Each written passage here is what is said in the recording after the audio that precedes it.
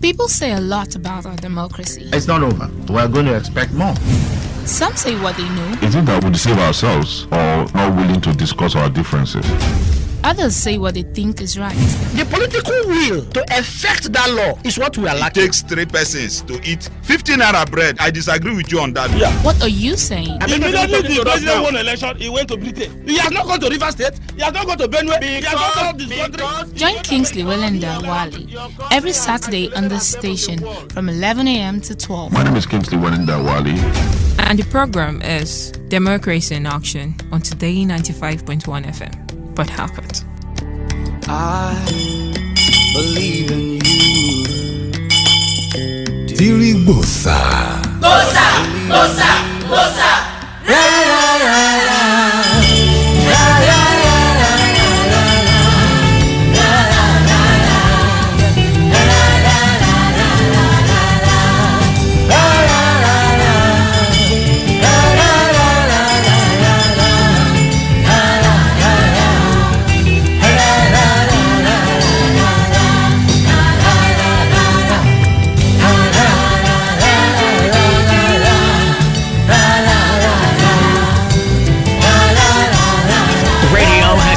been this good. Today, 95.1 FM. Several years ago, Harcourt. a couple of us, under the auspices of Charles Weber Collection, campaigned vigorously for power to be handed over to the then Vice President, Dr. Goodluck Jonathan, because we believed that he was constitutionally qualified to act as president because of the unfortunate ill health of the president then.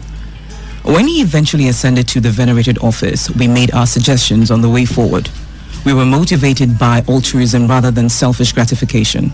Between then and now, a lot has transpired.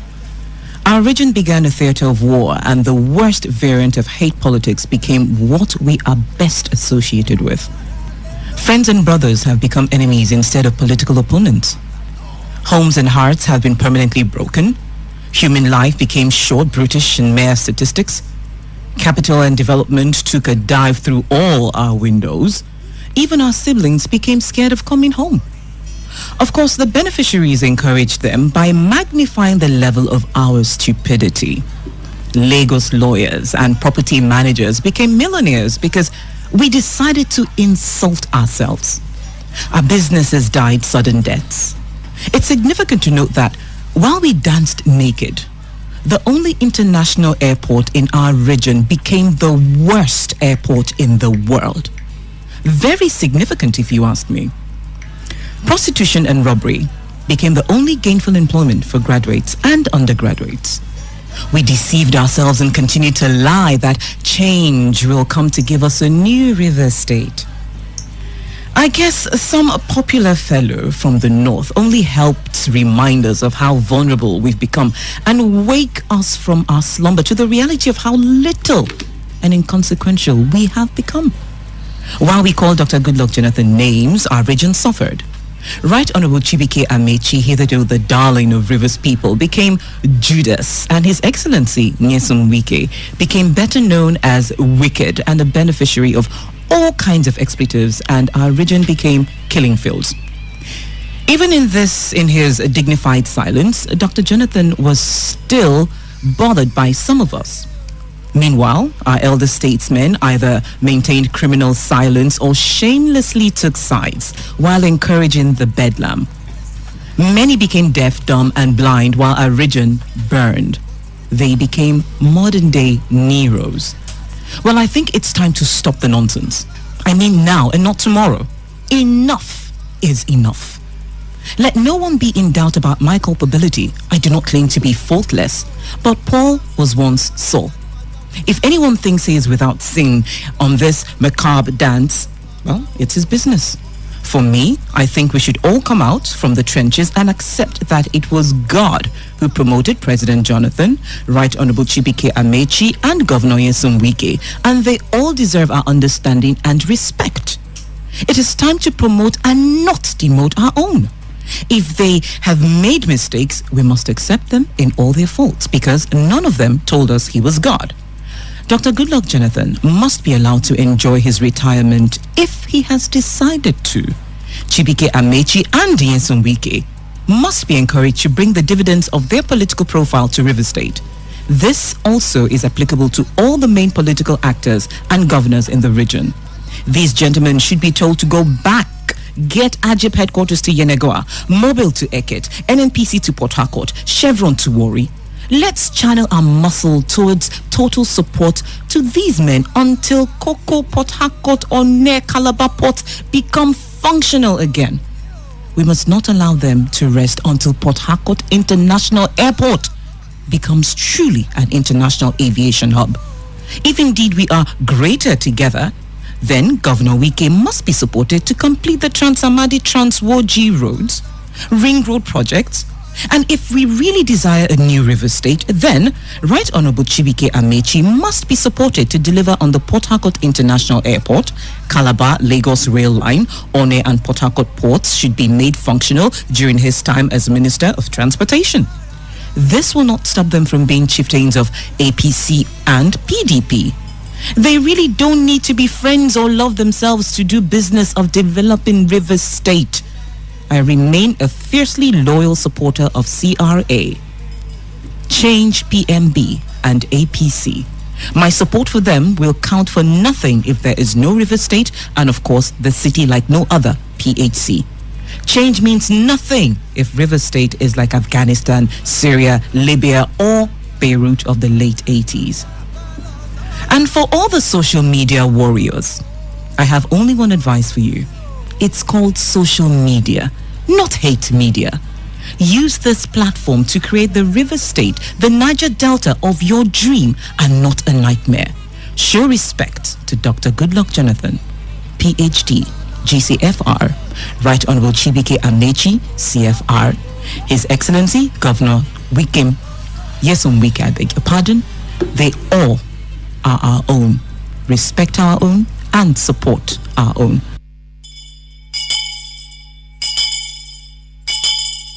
Diri Bosa.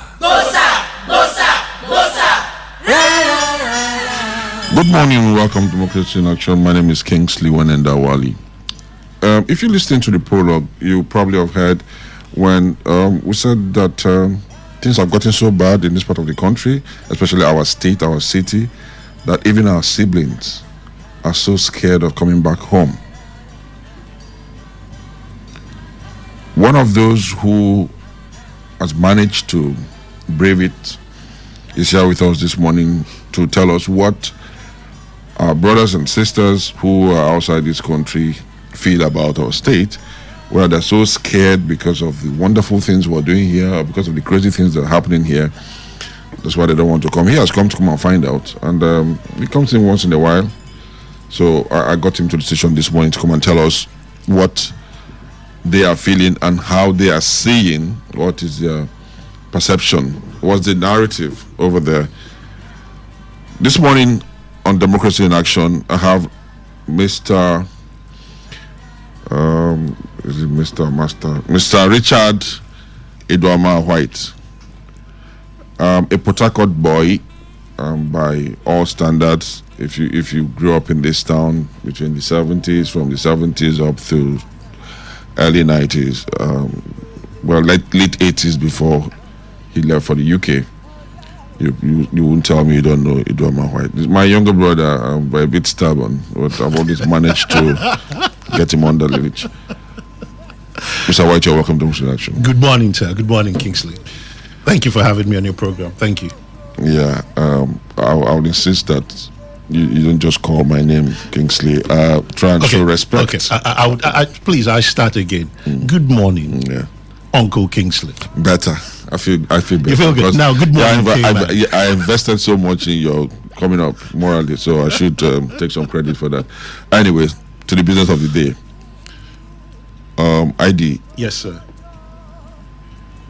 For a while now, we've been running the peace conversation here on this radio station, not because we have the capacity to enforce peace, but we've always felt that it's important that people get to know how we feel. That's those in authority need to know how we feel. We take the opportunity to speak to authority, Yes. more or less. Yes. And our people have been speaking. But one cardinal point of our discussions is the fact that people have been driven away from Port Harcourt we're talking about investors and all of that. To the extent that even our people who are from here have relocated. Some have moved to Lagos. Some have moved to Abuja. Even Calabar here. It wasn't this bad before you left Port Harcourt. Not at all. Yeah. No, you didn't leave no, Port Harcourt because things were rough, because you just wanted to pursue some career. And you are here now. Yes, sir. I am. How good do you feel? Very good. This is home. And I remember I tell a story. Years ago, I was going back. I came to see my parents. I was going back. And the cab driver, said to me, the last statement, and that stayed with me all this while. He said, remember, that place you are going is foreign land. That was 1996. So a short trip. And it's good to come back. When you come home, you see everybody.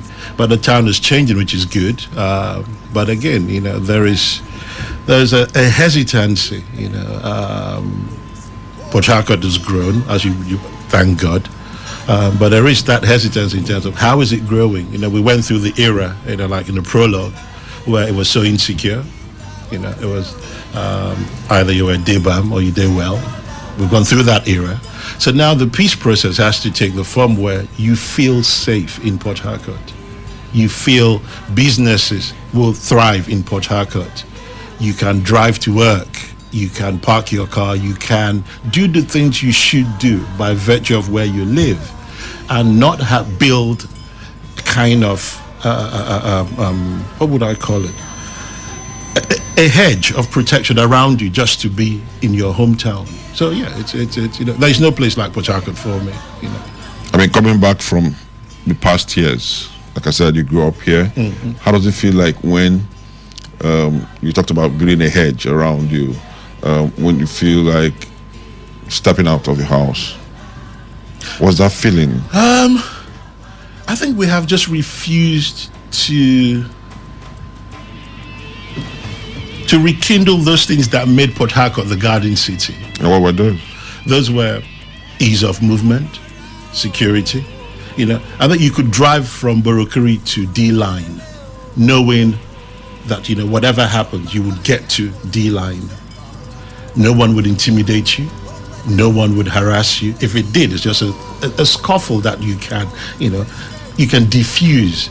But currently, I like to think, I'm as Port Harcourt as anyone. But then again, I call it the hesitancy. I don't know if it's age, or if it's maturity. But, we've lost something.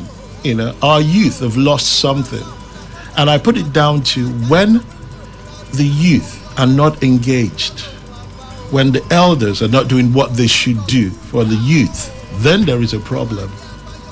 Because our youth need to know they will be engaged in some form of activity. Like they said, the idle mind is a playground for the devil. Absolutely. So if you're not in education, you're not in employment, you're not in training, where are you? So we have a generation of youth who have left school or have not been to school, and they don't know what's next. All they see is, I want something. How? We don't know. We haven't told them how they should. So that is what I could be completely wrong. But you see a generation where people don't know what is the future. And that leads to so many things.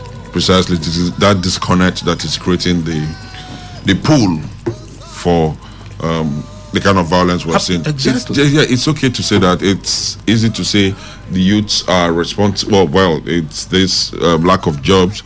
But again, this is not the only place where you have serious unemployment issues. There are other states where you have the same issues.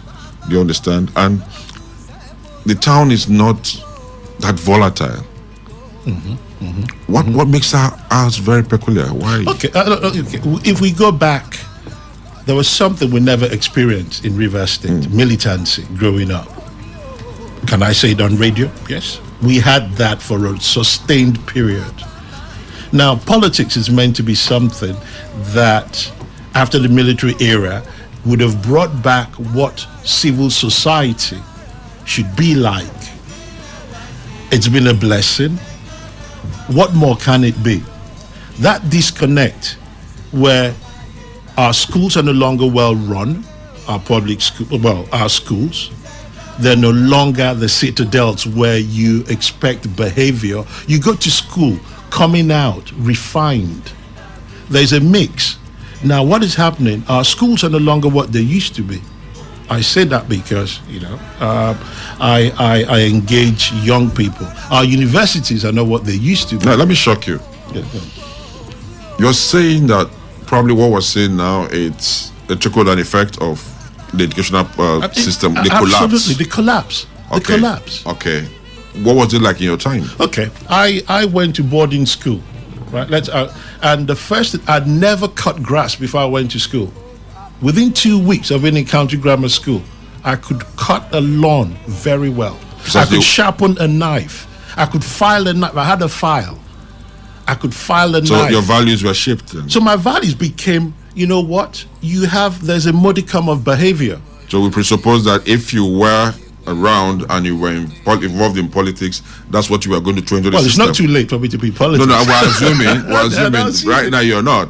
If you were in politics, you're going to throw these values into the system. Our politicians today, our governors... Just 1 second. Yeah, go on. Yeah, if you were in politics today, those values... Absolutely. I'll entrench them. Now, okay, fine. Why is it that your mates, people who went to the same school with you, those who lived in the same areas with you, are not throwing back this same value, benefit of these values that they got from education or something? It's twofold. I say it's twofold. Because we keep saying the youth, poor education, but the major actors today are your friends, your classmates. Well, my classmates are handicapped.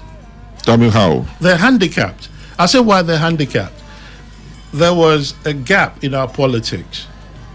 Yeah, we have the NRC and we have the SDP, if I remember correctly. I'm showing my age now. A little to the left, a little to the right. Don't talk about age, yeah. I know, I'm showing my age now. I'm seated are your listeners old enough to remember? No, so we had a gap where no one took politics very seriously. They were burned. And that was the NRC, SDP era. A little to the left, a little to the right. We're all in the middle. We went past that, and then we had another military era. Then politics came. Now, I bring back that word hesitancy. Most people were hesitant to go into politics. People went in. The political landscape what changed. We call the mistake of 1999 here. Well, I am more careful with my words. So now we had that gap. The product of that gap is what we're seeing today. So it's entirely not the fact that the youths today are not getting quality education. No, they are not. You can't take that away. But the why is what we're addressing. Because they're not actually the ones dictating the terms of endearment. Exactly. Now, when you went to secondary school, there was a behavior, there was a pattern. You never called a class 2 boy when you're in class 1 by his name. You called him senior. That's respect. You had school prefects whom in county grammar school was county high run. Every movement on campus was a run. Now, it was a run because you were respecting authority. Dining hall to your dormitory, you were county high run. Games period, you observe. So what I'm saying is there was discipline. Now, when we had that gap in our politics, maybe the discipline wasn't as it should have been. I say that because during the Okilo era, showing my age again, we had Disco Road. You remember Disco Road? Where our roads were so bad. My one market was so bad. Our mothers had to go and clean it. They were still politicians, but our schools were kept. Now, what happened when our schools started being run down? When our schools were no longer boarding schools, we now had 2-tier education. One for the rich, one for the not so rich. The comprehensives, Baptists, we started selling the playing fields.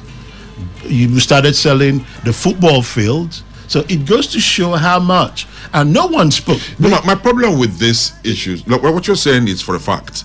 But my problem is that those who were presiding when the playing fields of comprehensive Baptists were sold are your classmates and your friends. They were I'm saying they're handicapped. Now, you don't have one person in the House of Assembly. Now, there's been a total change. When the other man was in power, before CRA and before Nyesom Wike, we had one man as governor, representing the 3 arms of government. We've gone through an era where those my friends, classmates, and some of them not my classmates, my seniors in school, could not speak. Because all of a sudden, the 3 arms of government, they gave to one person. we started having we started linking government to one person. I don't know if that's we started linking government to Ogase, exactly. Oga never signed.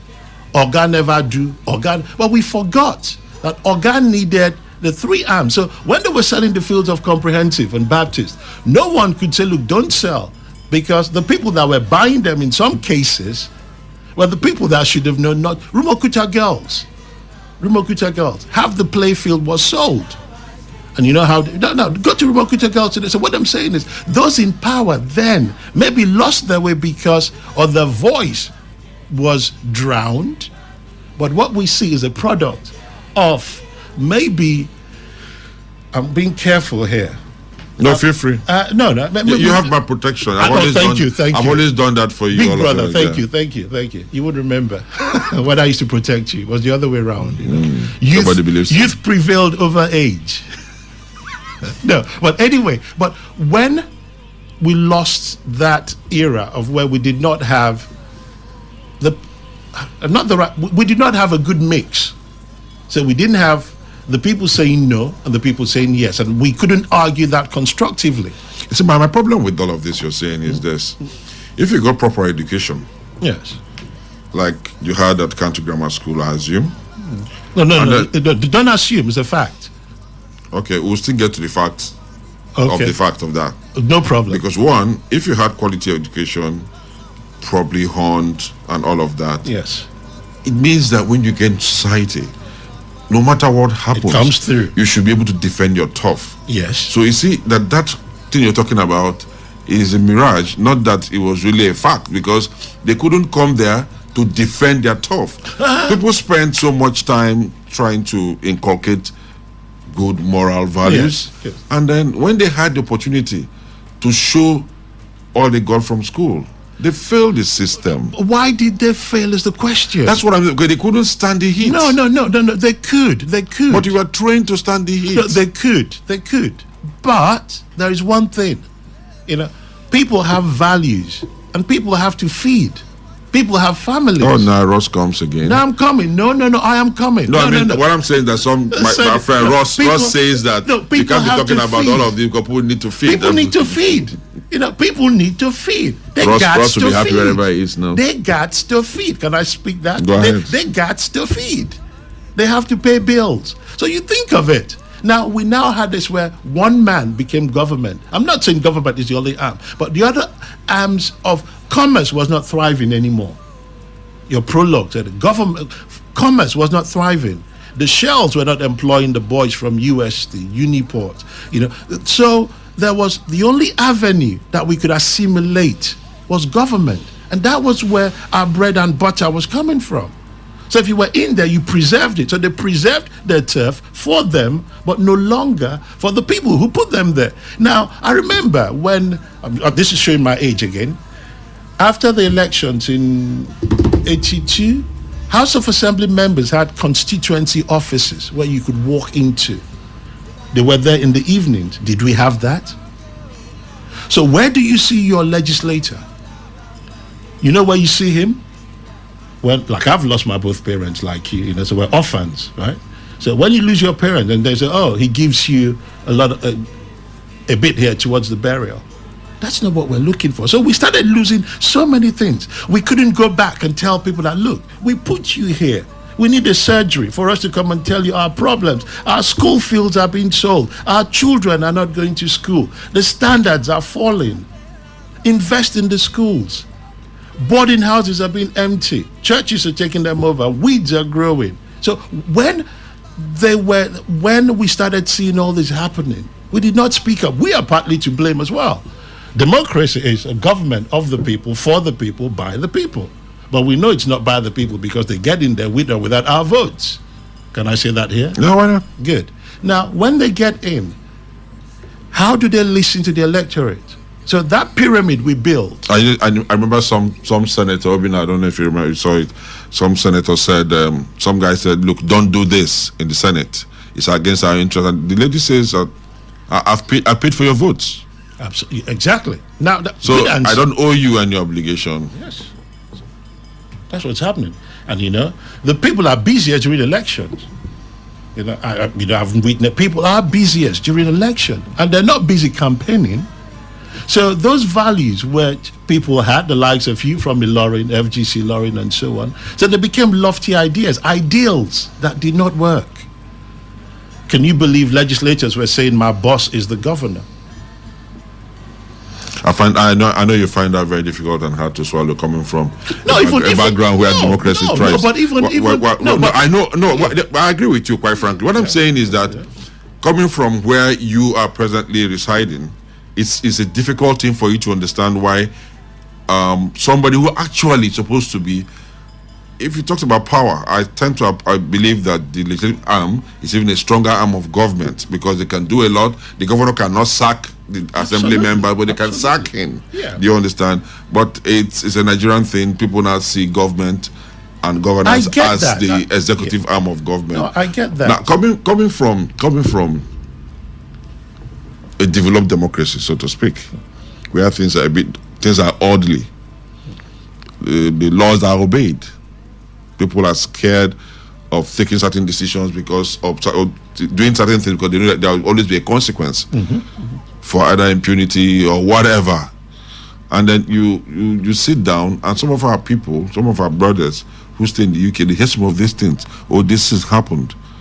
That happened. Do they believe? How do they feel? Well, is that responsible for not wanting to get back to Nigeria? No. I was talking to someone the other day, and they said, "Remember Sir Dr. Frank Ake? I don't know if he's still alive. He's dead.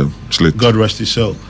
When this is, I'm going to show my age again. The Green Eagles won the Nations Cup, and he donated his salary. I'm picking my words here. He donated what? His salary for a month to the team. That's accountability, because that is what is his. He couldn't just commit the state. I'll leave the rest for people to work out. Now, what people hear is that the law works. We've seen it work. It does work. But do we pursue it? How frustrated are you? How frustrated are you to get that process? Again, it comes back to how much will you spend to get justice? How much energy would you expend to get that thing you want? People bend the rules everywhere, but it's how much do you bend it and who does it hurt? Ours hurts everyone, So I think our politicians should be, which our governor, I think President says is a people's governor, So let's see, it's a new day. So we have to go back to where the people should be at the center of it all. I have kids who love Nigeria. I love kids who want to hear the stories I tell them about Port Harcourt. And so are various people in diaspora. And all it's just they hear. And you bring them and they say, what you tell me and what I say, light and day. And then you make up and say, you know what? Roll your sleeves up and get on with it. You're here. And that's what we've learned to do. So everybody has learned to roll your sleeves, pull your socks up. This is what we see. So maybe it's a new day today, where your program, Democracy in Action, is saying so much. There are other stations, Rhythm, saying a lot, putting a bit of that social pressure on the government, and also the commercial side as well. Shell, Ajib, are you doing enough? Last year, somehow, someone barricaded Ajib with a lot of disabled people, but that is for selfish interest. So there is a cry, there is an awakening. So maybe we're beginning to wake up, and that pyramid would flatten, and then we start seeing democracy as bottom up. Now, again, from the point of diaspora, will it be out of place if those of you who are outside begin to let the world know that things are terribly this bad?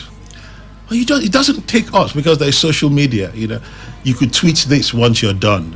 So, but people are speaking up again. People are asking. So I've not heard the voice of people from the UK, from the US, whatever. All you hear is they're picking us off from the streets every second. That's what they get to put on social media. So I get to say something. Do not criticize me until you walk in my shoes.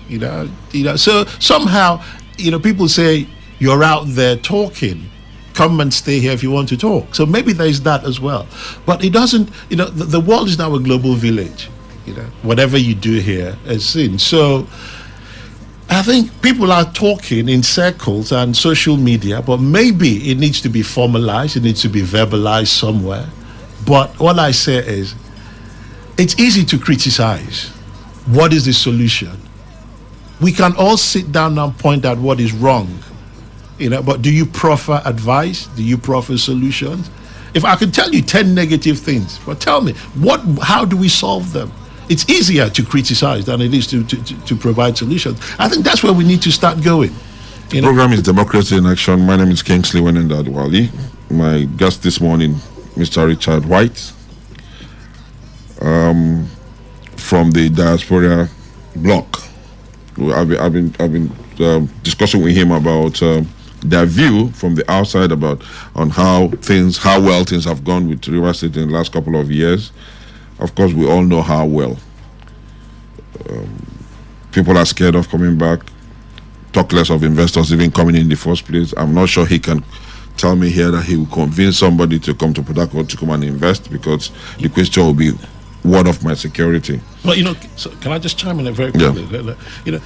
You have that emotional tie to Rivers State.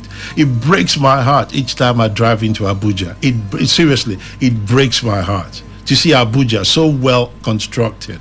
Abuja is predicated on Milton Keynes, right? Twinned on Milton Keynes. Now, what are we twinning Rivers State, Port Harcourt on? Not in a bad way, but when I see Abuja, I sit back and I say, wow. You turn off this road, you go here. Why don't we have that? It's not getting any better because of what we are doing to ourselves here. People are just leaving the town in droves. I'm going to Abuja to develop the Abuja economy, to develop the Lagos economy. You can join the discussion by calling 0815-5951-951, 0815-5951-951, 0817-0000-951, 0817-0000-951, 0810-9510-951, 0810-9510-951, or send your text messages 0701-933-962, 0701-933-962. Hello, good morning. Oh, lost that. Yeah, we're talking about the Lagos, the Port Harcourt economy that's almost it's as good as dead. And you just brought in Abuja. You heard anybody that comes from this place. I remember once I had, I went to somewhere at the Hilton, and I just I went by the window, I was looking out, and somebody just goes, hello? Sorry, we'll have a call here. Hello? Hello, good morning. Good morning, sir. Your name and where you're calling from, please? Okay, I'm Kineka by name. Okay. I'm calling from Rumigo. Okay, how are you, sir? Yeah, your question or contribution, please. Very well, sir. Okay, I was listening to the program and I find it quite interesting. Oh, thank the Lord. The person, the guest speaker in the studio, he made mention of tuning Abuja to Milton Keynes. If you go to Milton Keynes, you see that I think it's the newest city in the UK. So I don't know. I came back to my state, to my country, and I really find this disturbing. I think politics has done a lot of damage in Rivers State, and it's high time we drop politics. It's over. The losers rest and government. Yeah? You said we should do politics. No, we should drop politics. It's over. Okay, you mean electioneering, right? I think that's what he meant. That the campaign election. Okay. Yes, it's time for governance now. Okay. Absolutely. It's time we build the economy of the state. No doubt it's crumbling. It has not crumbled. It's crumbling. We have security issues to address. We have poor road networks to address. We have the schools, especially the schools to address.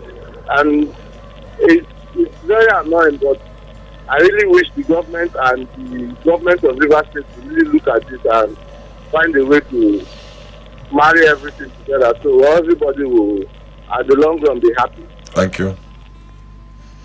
Hello? Hello? Kenny is saying that we should do away with politics. I mean, that's what most of us have been saying here, that the campaigns have come and gone. It's like we're in the perpetual state of politics or campaign. Hello, good morning. Hello, good morning. Good morning, Elder KW2. I salute you, my brother. How you doing? I'm fine, sir. Okay. Good morning to the guests. Good morning, sir. Good morning. How are you? I'm good, and you, sir? I'm very well, thank you. Well, like my elder said, a Rivers man from the diaspora. But I believe you can convince others to come back to Port Harcourt. That's why the belief of my elder in the studio. Because he has been coming and going. We have not killed him, neither have we picked him. So. No, not really. I've been shun of the soil. Oh my God. But it's good actually for him to see things himself in this present day now, and then know how to relate with others when he goes back. And I wish him safe journey when he goes back anyway. Thank you. Can I just... But the thing is this. I want to believe that somewhat, I think with the enlightenment that is going on right now as we speak, things will change. Things have not changed because maybe for a long time, persons who are supposed to talk refuse to talk. And like he said, government became where you get your daily bread. So when you get inside the government, you want to remain in that government, believing that the day you go outside government, maybe you find yourself on the lower side of the food chain. But with enlightenment like this, and again, you see, I enjoyed the prologue this morning. River State should come together and build River State. Abuja is fine today, yes. I know it's federal might, somewhat. But I believe with our own persons, like the governor today, we have somebody from River State in a position that can change things, especially when it comes to the issue of transport, which has aviation under it as we speak. And others coming together, see rivers as a river's interest. And believe me, within the next 10 years, the story will change because I believe we have both material and human resources to turn around River State to be the envy of others. Thank I you. just pray they listen to the prologue this morning. Thank you. Thank you very much, Elder Thank you. KW2. Somebody's even protesting here. That on Twitter. On Facebook, Kio Lawson. He says, now my brother, Idwama White, now you they call Richard White because he come from diaspora. Well, hello, good morning. Hello, good morning. Good morning. My name is Awubia. Sorry? Awubia. Awubia, yes. Where are you calling from, sir? I'm from Port Harcourt. Okay, your question or contribution, please. Make it quick. Yes, you see, the problem is this, that the intervention of the military from the Second Republic drastically caused a lot of problem in Nigerian society, particularly in Rivers State, as the case is for now. But Rivers State is not the only place that the military intervened. I know, it's not everywhere in Nigeria. That is why I said why is our own case so different? Our case is not so different. It's not so different from other states in the real sense. But it is because of the kind of politicians we have in the state. That means we're different. That means we're different. That means we're different. Yes, that is it. That is it. And that's a major difference. That is a major difference. The kind of people who want to acquire power at all means at the detriment of the people. So they try to sell the state negatively to the outside world because they are not part of the system now. No, sorry, sir. Can I just come in quickly, sir? Am I allowed to? Sir? No, carry on. The way forward now is this, that we should have a developmental plan. It could be 10 years or 20 years. And once we come as a people, say, look, this is what we want to achieve in the next 20 years. And we say, this is what we stand by.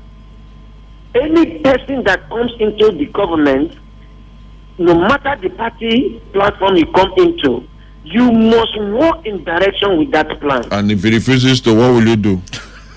that if they refuse to push them out of the government, haven't you been unhappy with some governors in this state or some people who have ruled our system that we're not happy with? Could we push them out when the assembly members are saying that the governor is government? No, see, that is the failure of the people. The Precisely. I'm asking you not to place your hopes too high on these people. Sir, you say?